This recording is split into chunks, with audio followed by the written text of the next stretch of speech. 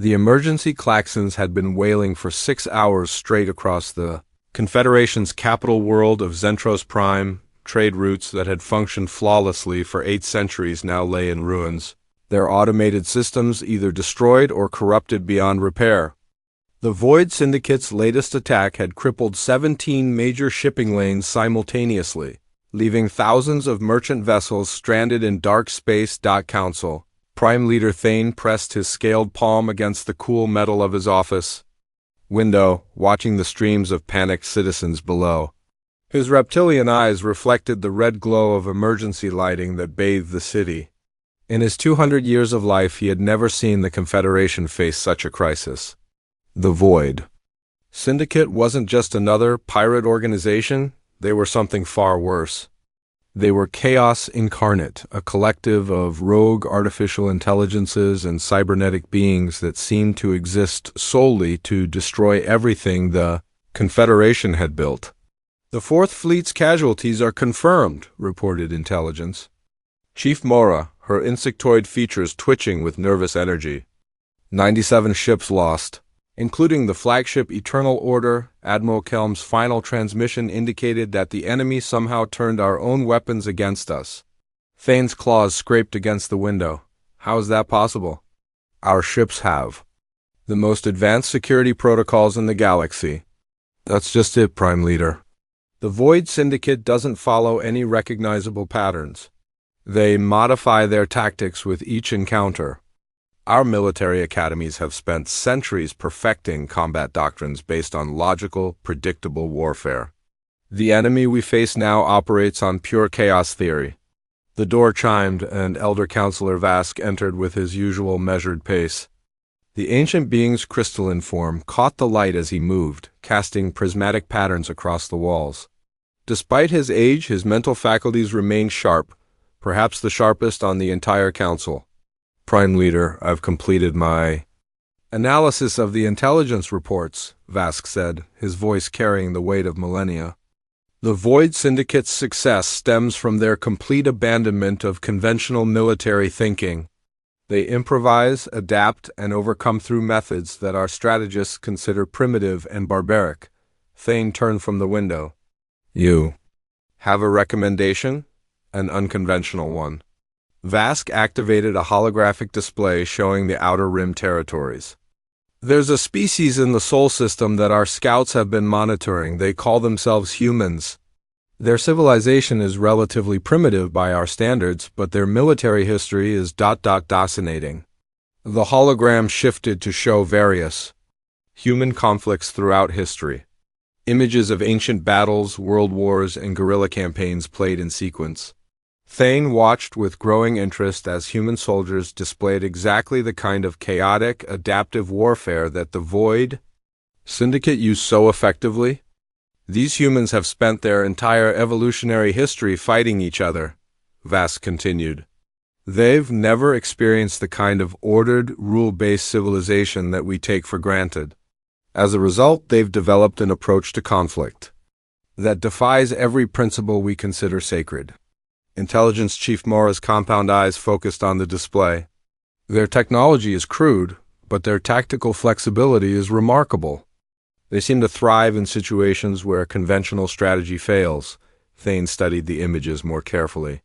Human soldiers jury-rigging equipment, launching surprise attacks through impossible terrain, turning enemy resources against their original owners.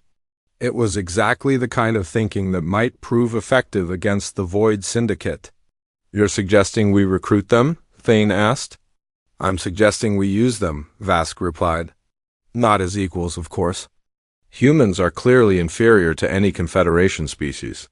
But as tools, as expendable assets that can think in ways we cannot, they might serve a purpose."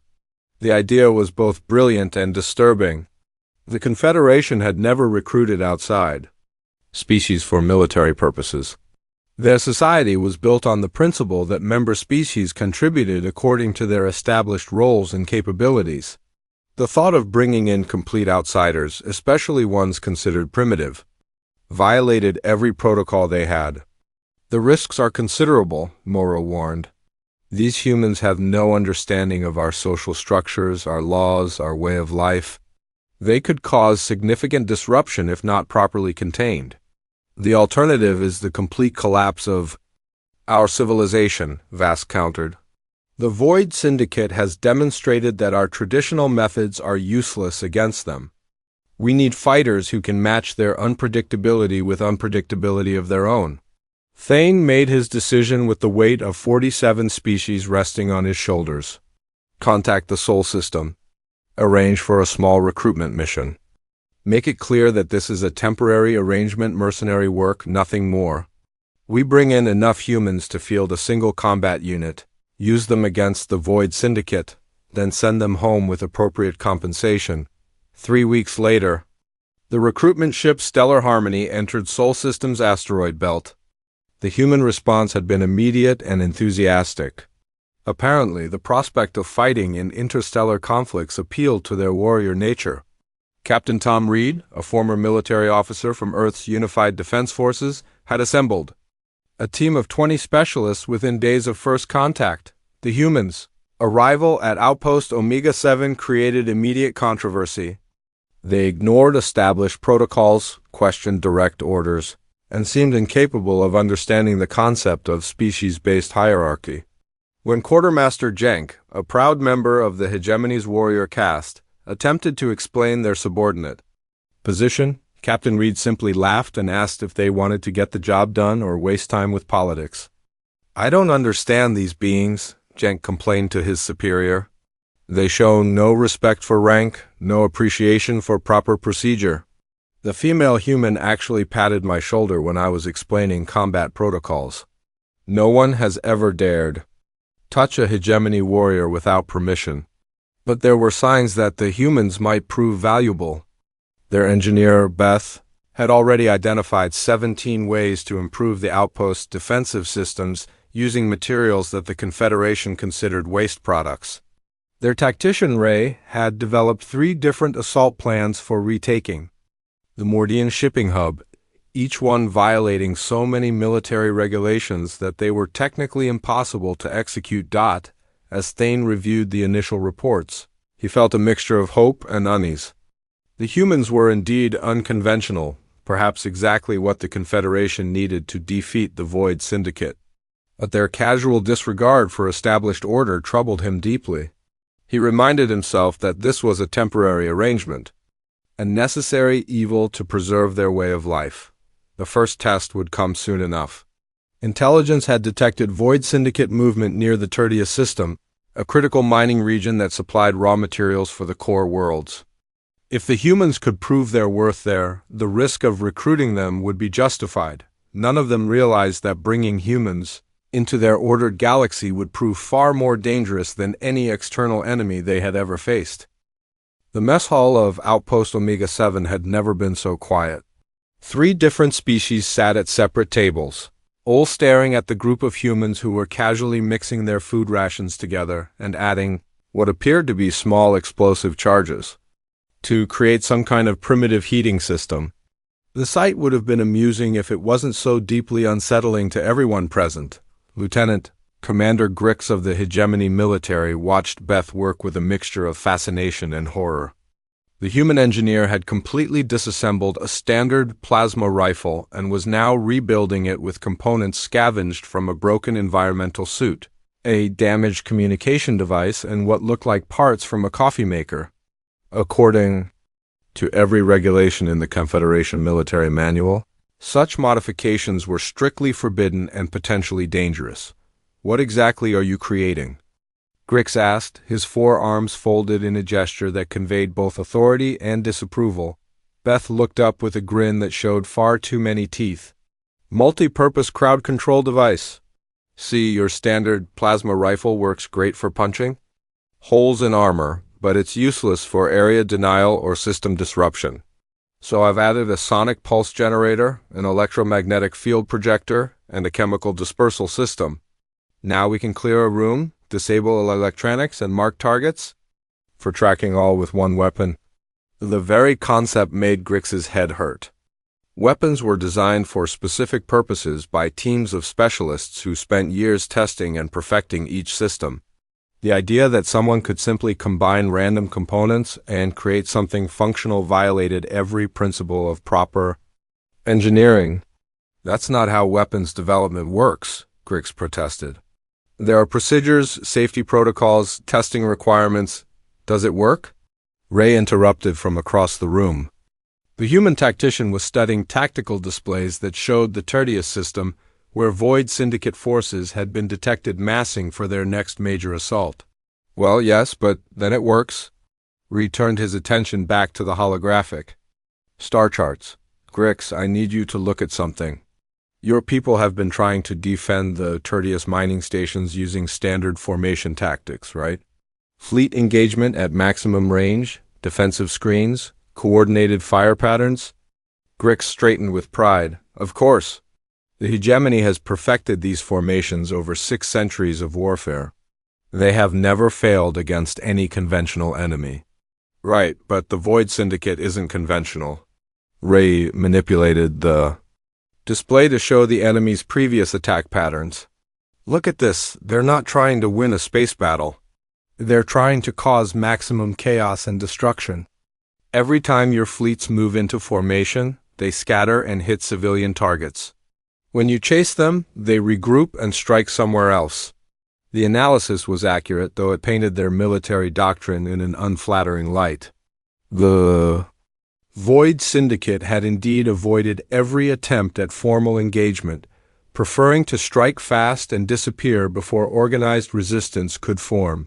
What do you propose? Grix asked reluctantly. Ray's smile was predatory.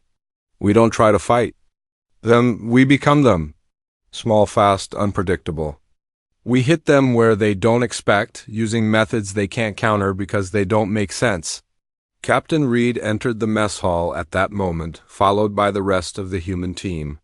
His casual stride and relaxed posture made every alien in the room unconsciously tense. Humans, they had learned, were impossible to read. Their body language followed no recognizable patterns.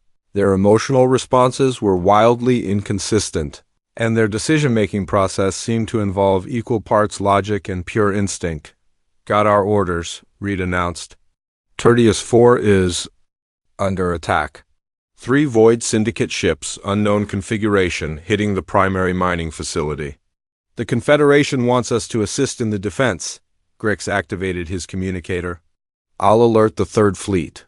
Standard defensive deployment. Should have us in position within 12 hours. Belay that, Reed said casually. We're not going in with the fleet. The silence that followed was deafening. In the Confederation military, orders were absolute. Chain of command was sacred. The idea that a mercenary unit might operate independently was not just irregular, it was unthinkable. Captain Reed, Grix said carefully, you cannot simply ignore established command protocols. The 3rd Fleet has jurisdiction over all military operations in the Tertius system. Watch me, Reed turned to his team.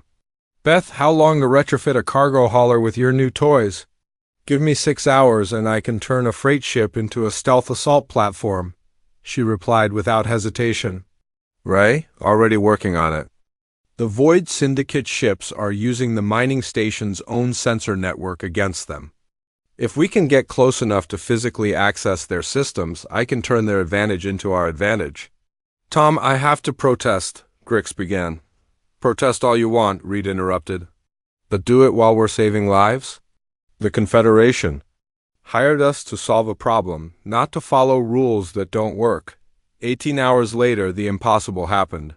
The Void Syndicate attack on Tertius 4 ended not with a prolonged space battle, but with the complete capture of all 3 enemy vessels.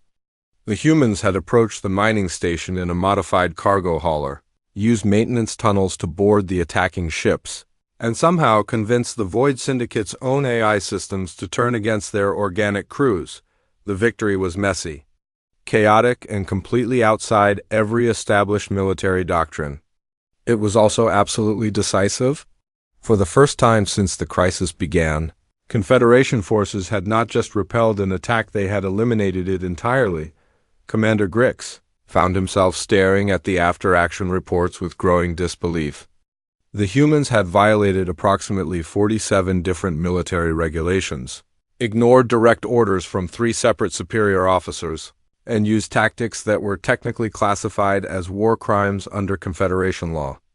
They had also achieved the most complete victory against the Void Syndicate in the conflict's history. "How?" he asked Captain Reed during the debriefing. Reed shrugged. "We cheated. The Void Syndicate expects their enemies to follow rules, to engage in predictable patterns.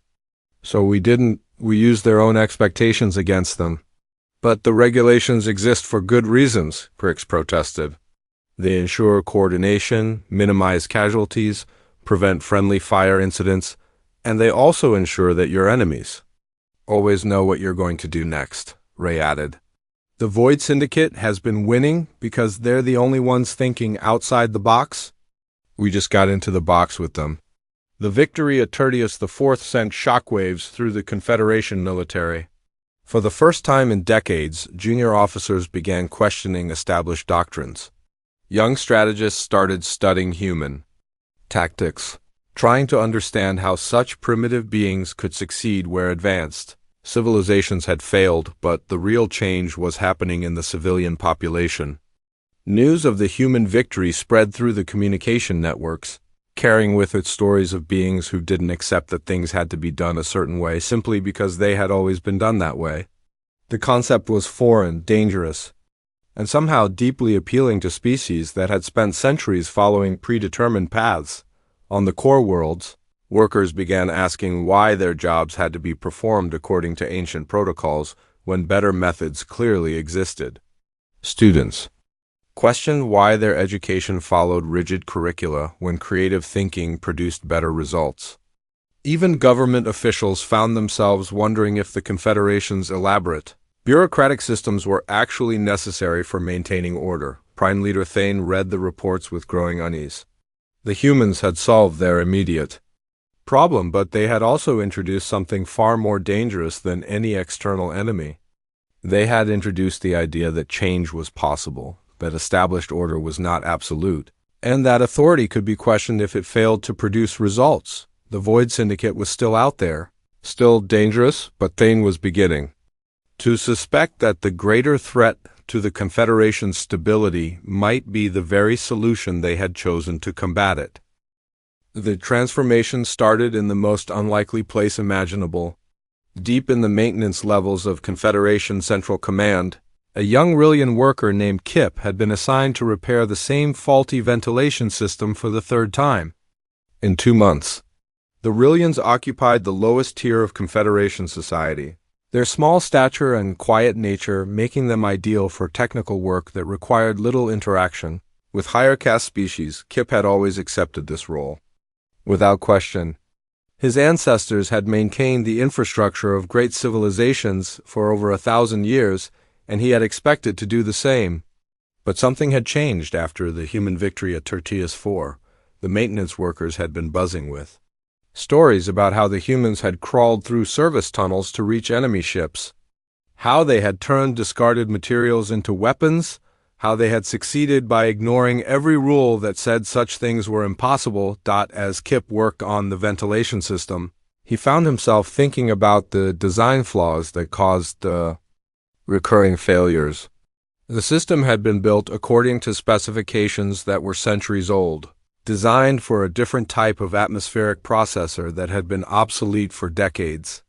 Every repair simply restored the system to its original flawed state, guaranteeing that it would fail again within weeks. For the first time in his life, Kip decided to fix the real problem instead of just following orders.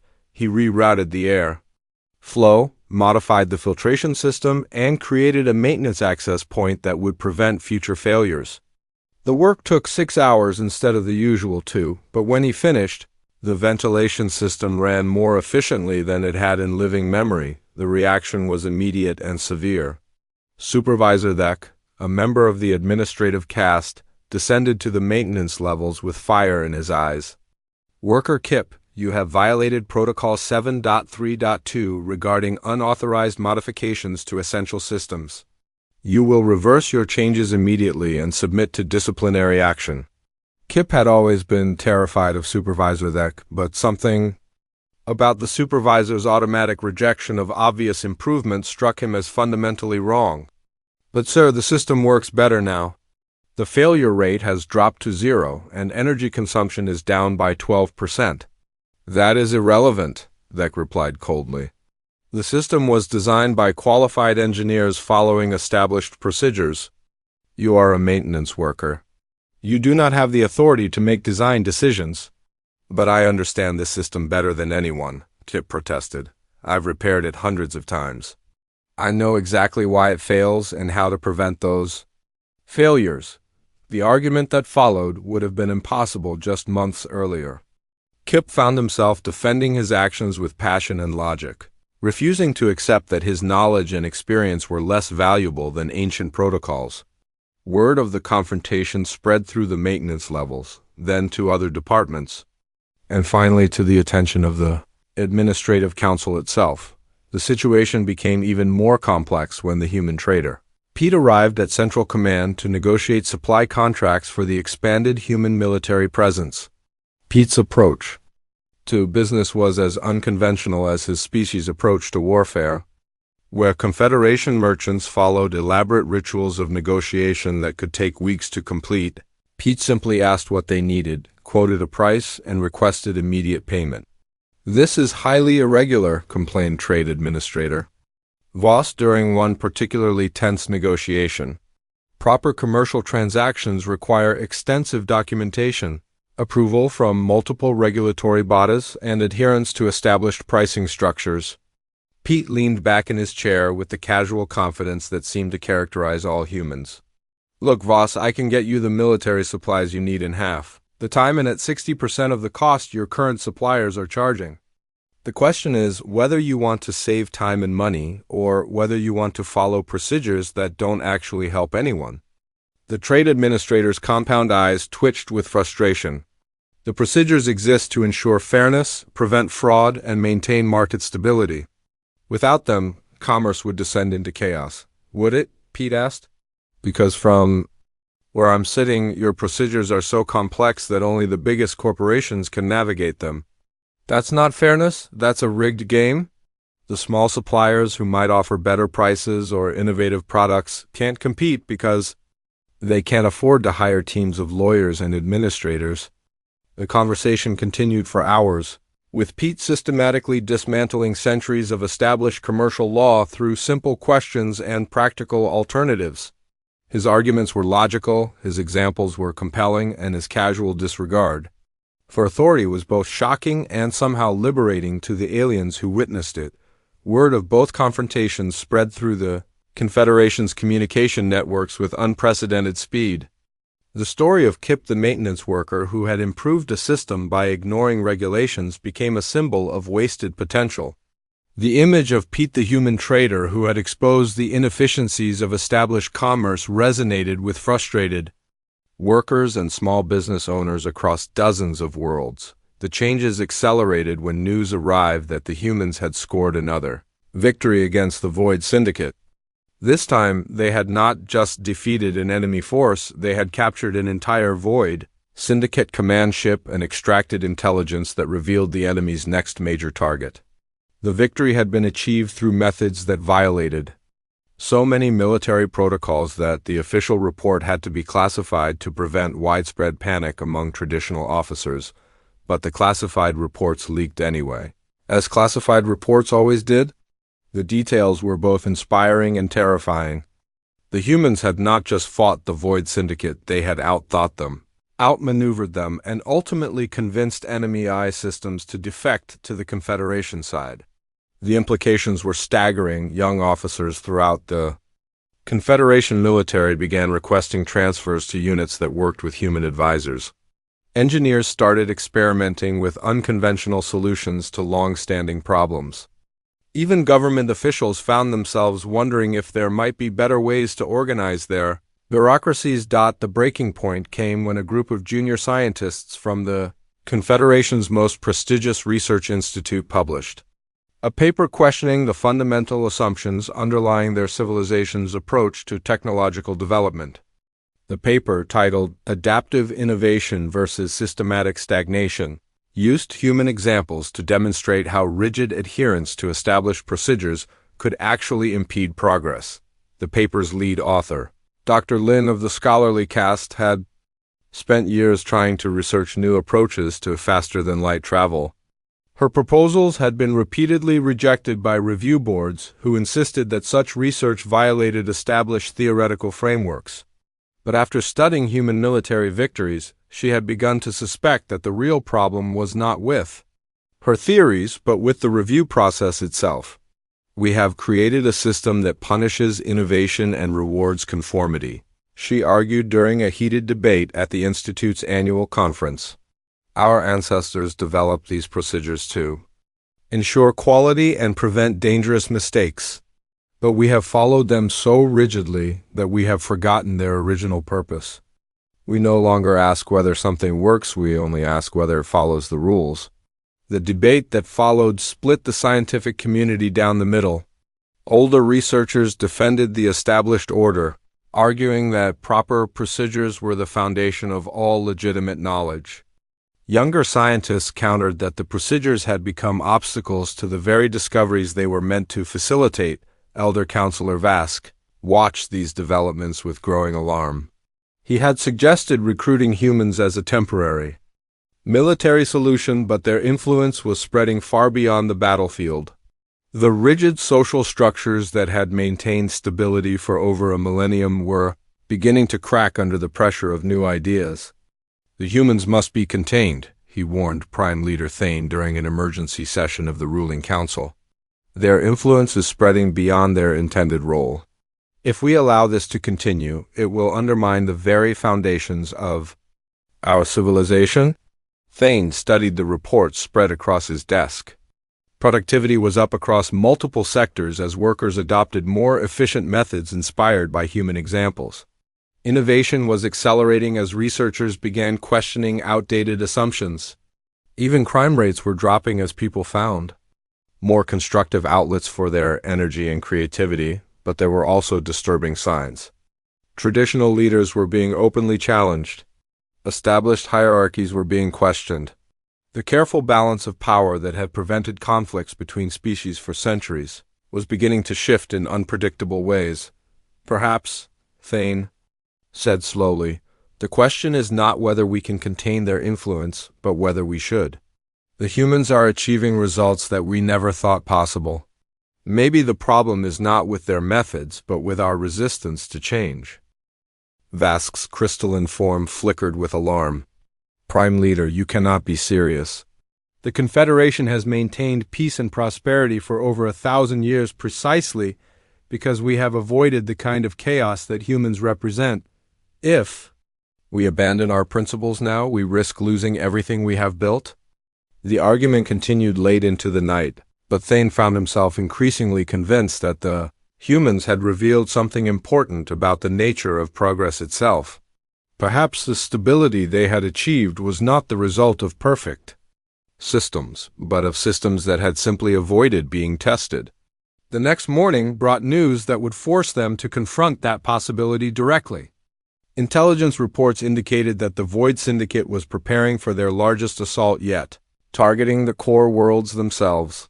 The attack would require every resource the Confederation could muster, including the full participation of their human allies.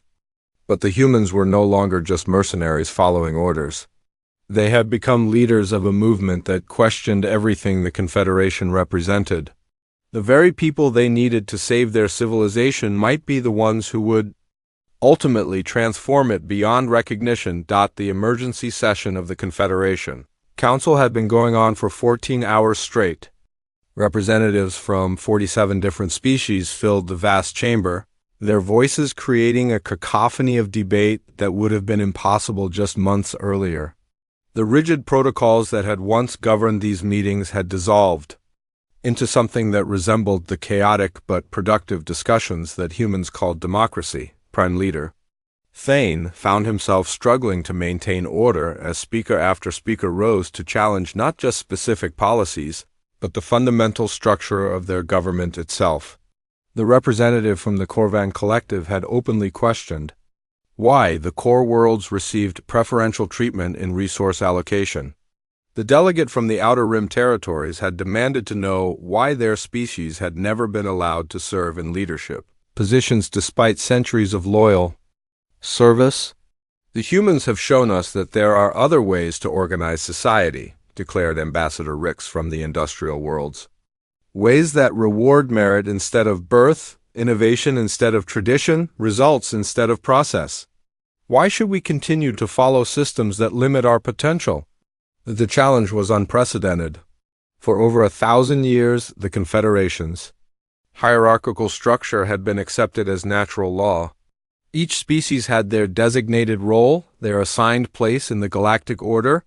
The system had prevented conflicts and maintained stability through careful balance and established procedures, but that stability was crumbling as more and more worlds began to question whether their assigned roles truly served their interests. The human concept of self-determination was spreading like wildfire through populations that had never imagined they could choose their own destiny. "Order!" Thane commanded, his voice amplified by the chamber's acoustic systems. "We face the greatest military crisis in our history. The Void Syndicate has massed their forces for an assault on the core worlds. This is not the time for political philosophy." Elder Counselor Vask rose from his place at the ancient council table. His crystalline form caught the light as he moved, but for the first time in living memory, his presence failed to command automatic respect. "The Prime Leader speaks wisdom. The humans were brought here to solve a military problem. Instead, they have created a political crisis that threatens to destroy everything we have built." The response was immediate and hostile.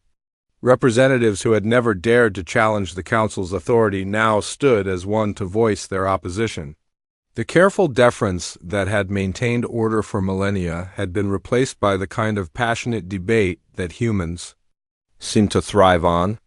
"The humans have not created a crisis," countered Dr. Lin from the scientific community. "They have revealed a crisis that already existed. Our systems have become so rigid that they can no longer adapt to changing circumstances.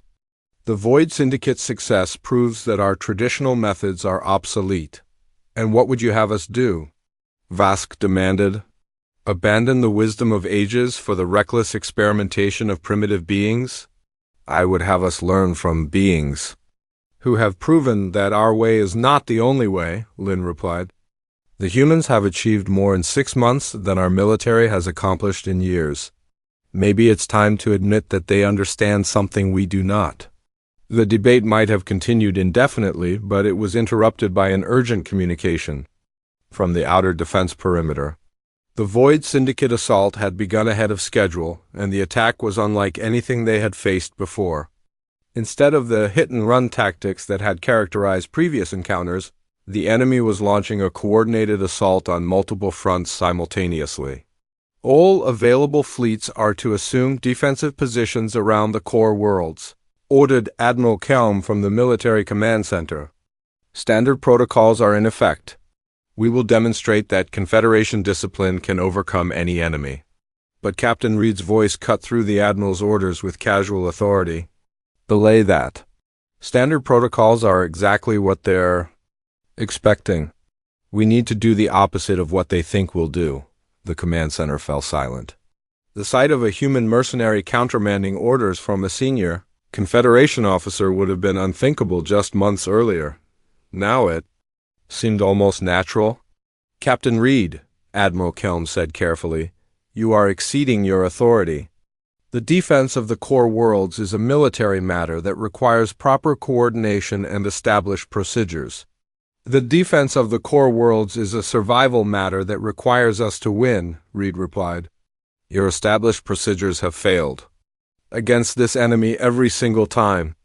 Are you going to keep following them until there's nothing left to defend?" The question hung in the air like a physical presence. Every officer in the command center knew that Reed was right. The Void Syndicate had systematically defeated every conventional force sent against them.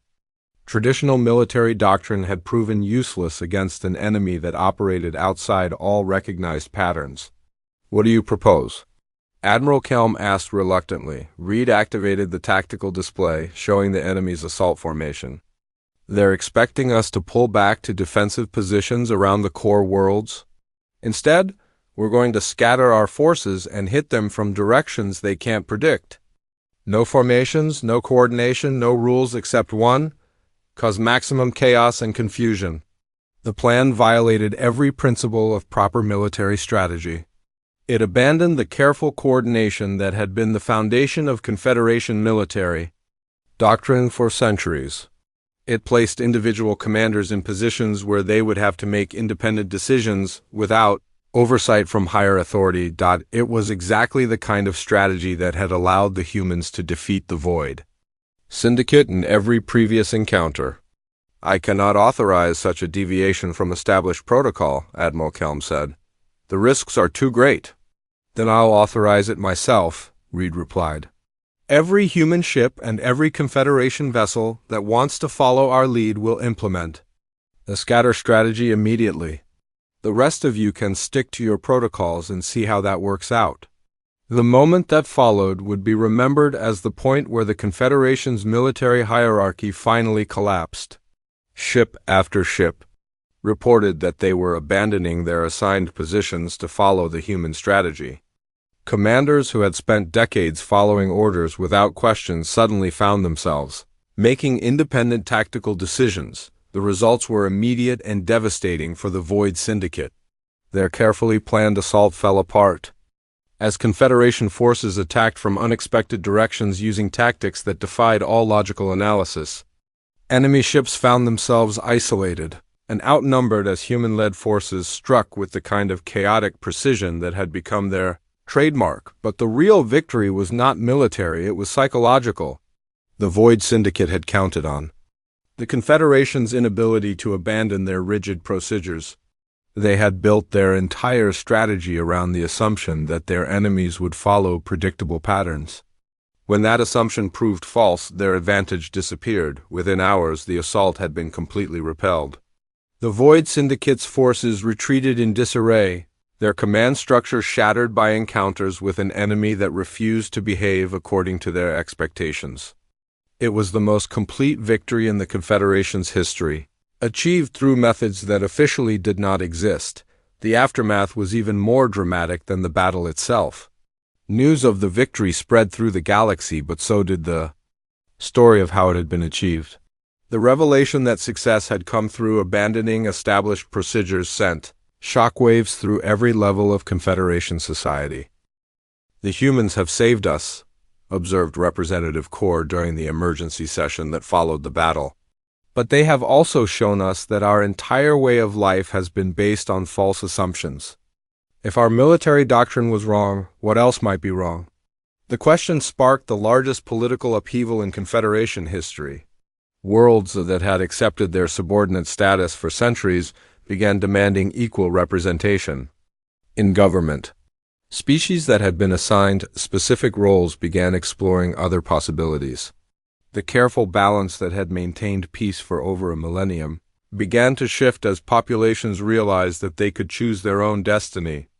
Prime Leader Thane found himself facing a choice that would define the future of their civilization.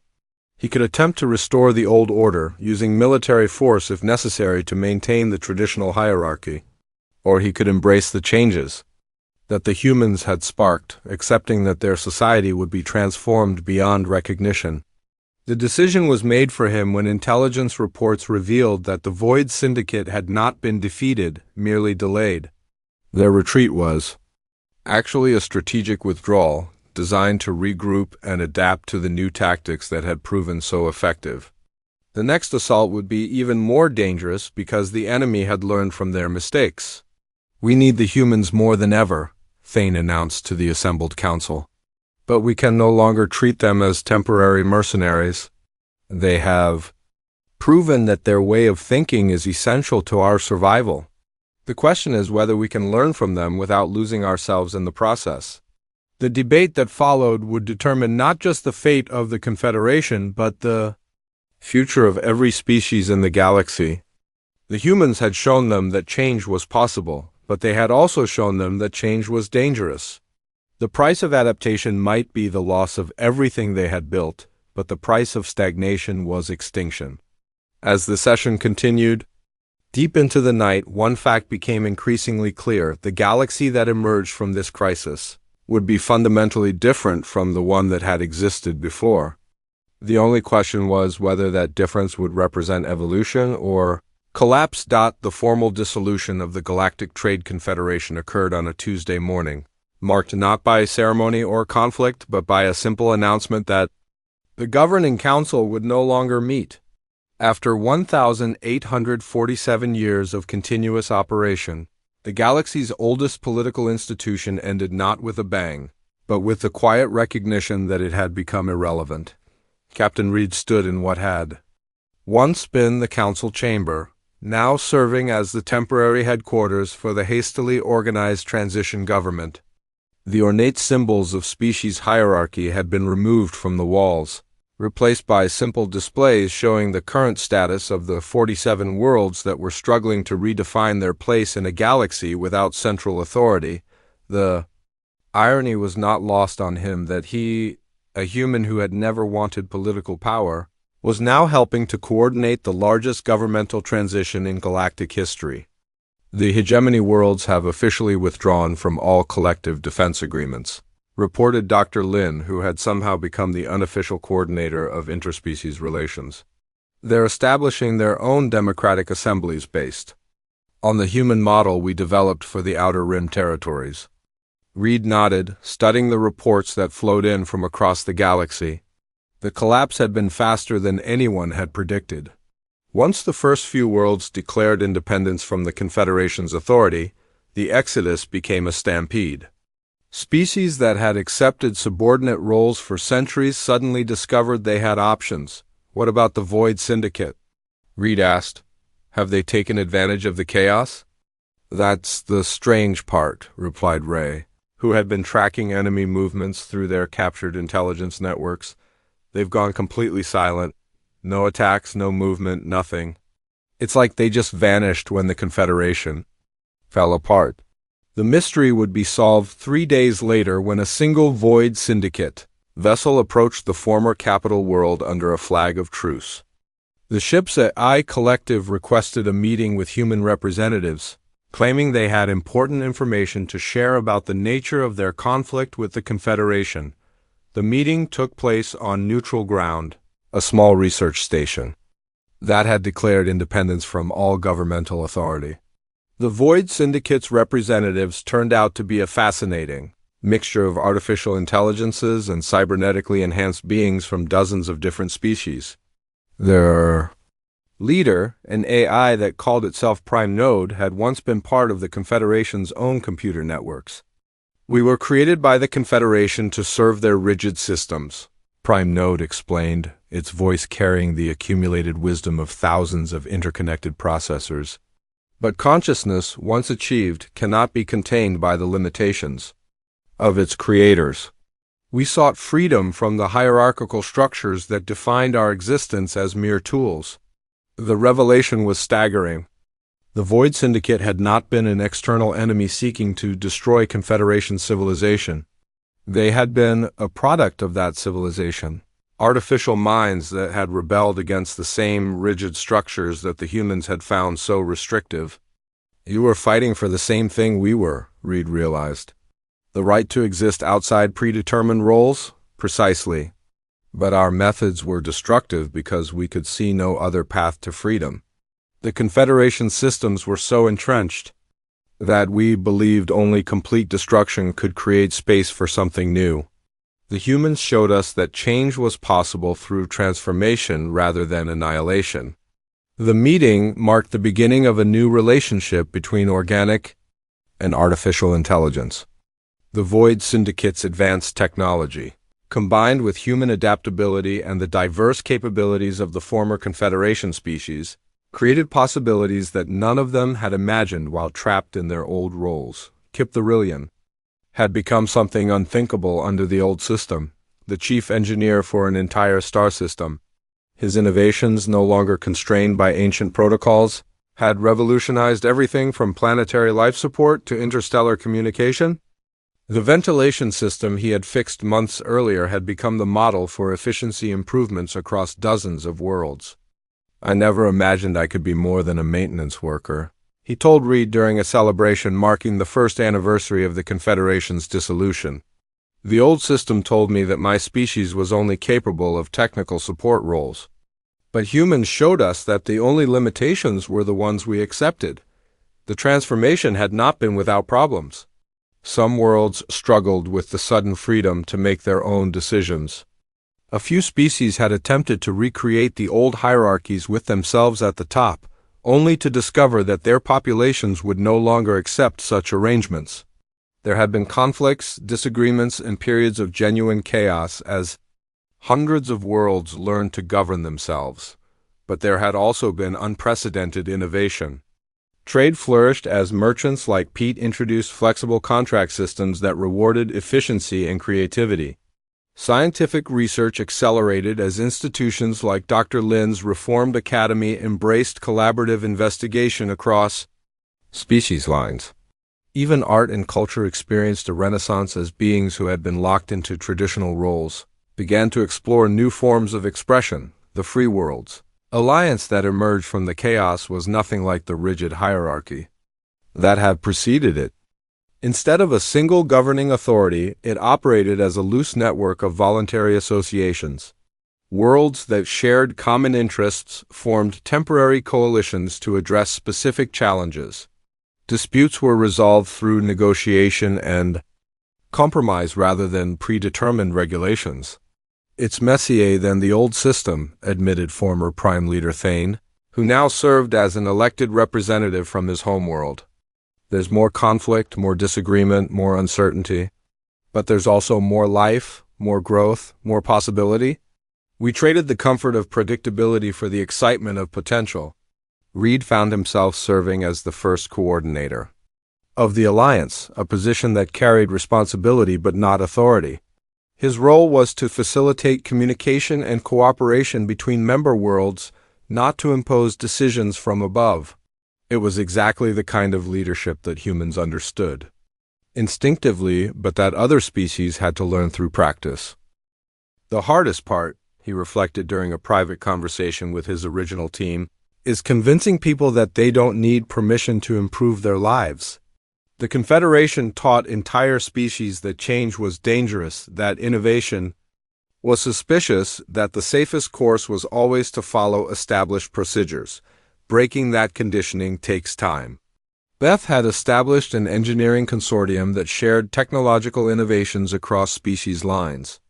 Her jury-rigged weapons from the early days of the conflict had evolved into a collaborative design philosophy that produced solutions no single species could have developed alone. The consortium's motto, painted in dozens of languages across their workshop walls, read simply, "If it works, it works." Ree had become something like a military philosopher, teaching the art of adaptive strategy to officers from dozens of different worlds. His students learned not just tactics and techniques, but the mindset that made creative problem-solving possible. The graduation ceremony for his first class had been attended by representatives from 37 worlds, all eager to learn from the species that had revolutionized the concept of warfare. The most dramatic change, however, was in how the galaxy's inhabitants viewed themselves. Under the Confederation, identity had been largely determined by species and caste. Each being knew their role, their limitations, and their place in the greater order. The system had been stable, but it had also been stifling. Now, individuals were free to define themselves by their choices rather than their origins. Aurelian could become a system engineer, a hegemony warrior could pursue artistic expression, and a human trader could end up coordinating galactic governance. The possibilities were limited only by imagination and effort. "We didn't conquer the galaxy," Reed observed as he watched the latest reports from the expanding network of free worlds. "We didn't impose our will or force anyone to change. We just existed as ourselves, and that was enough to show others that different ways of being were possible." The Void Syndicate had integrated smoothly into the new order, their artificial intelligence networks serving as neutral mediators for disputes between organic species.